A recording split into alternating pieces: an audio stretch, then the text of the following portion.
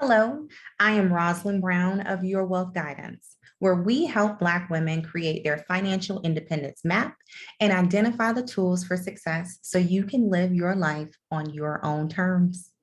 Today, we're going to touch on the basic premise of financial independence, which I often just refer to as FI or FI. So many out there, like Our Rich Journey, they talk about financial independence, retire early, which is a huge kind of buzzword, a big movement at the moment. But instead of talking about retiring early, it's more so I want to be an advocate for financial independence, because regardless of how much you save or how quickly you get to your FIRE number, at the end of the day, you want to have freedom and you want to have power along the way. And so when I talk about FI and having that financial independence, it really gives you the ability to speak up when things are going wrong. It gives you the ability to walk away when you want to take risk. So all too often as Black women, especially in corporate America, we face a number of microaggressions, insurmountable day to day.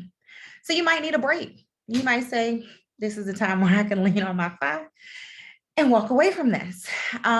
You might say, I need a break and I want to be able to hire help and make sure that I can take the burden off of me. And that's where you can lean on your FI.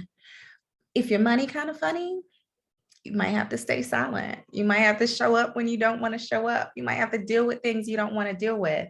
And so when I think FI, I definitely think freedom and power that we haven't always had in the past.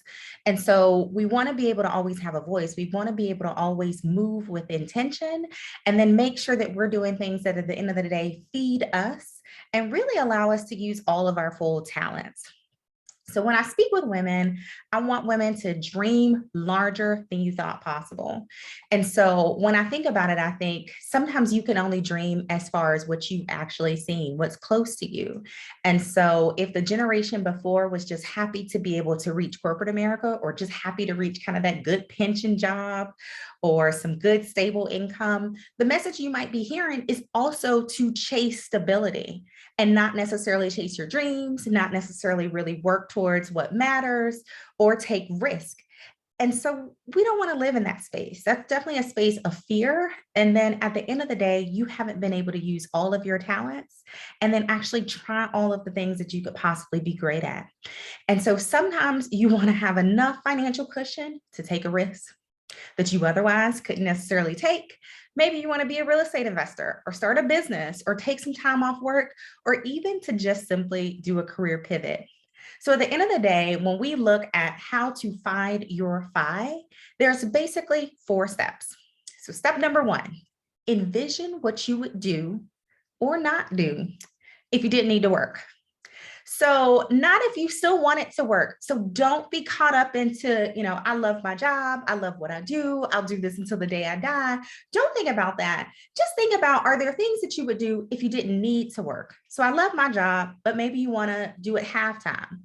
Or maybe you want to do a side job in addition to. So if that was off the table and the money of your 9 to 5 or 7 to 3, whatever you're working, that money doesn't matter, what would you do? And so that's what I want you to think about in terms of that kind of first step. The second is to create a timeline. And the reason you need to create a timeline is because you need to make yourself accountable to move forward and to have some finite mission that you have in mind. So we could say within a year, is it 5 years? Don't say 20 years. Just don't. Understand what you're willing to sacrifice. At the end of the day, you want this freedom, you want this power that is going to come from having this cushion. And so unless you're well off, unless you're getting some good inheritance, or unless you got the next big invention or whatever that might be, you're going to have to make some kind of sacrifice. It could be you're sacrificing maybe some days out, maybe some shopping. It might be even sacrificing the amount of time that you can spend doing X, Y, and Z. So you might have to say, goodness, I'm going to have to take some extra classes, or I'm going to have to really sharpen up my skills. So there are some sacrifices that you'll have to take along the way so you can reach this goal, unless your goal is that 50-year goal, which I told you don't do.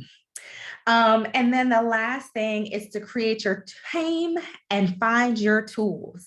So at the end of the day, it really doesn't matter what your dream is. So if you are looking to start a business, if you are looking to just be debt free, if you want a real estate investment, if you want to move across the world, you need a team. So that's a team to help from a tax perspective, maybe a team to help you figure out liability, maybe a team to help you figure out how to maneuver this new space that you plan to be in. And are there actual tools? So don't think that you can go it alone, because we never do as well as we could when we go alone. And so when we talk about building this team and creating this community around you that's going to support you, that's going to help you, not necessarily saying that you're going to fail, but to help you better succeed. And so those are the 4 steps that you'll go through when you're finding your FI. But the first thing is just know that it's possible and know that you have a community here to help you find your FI.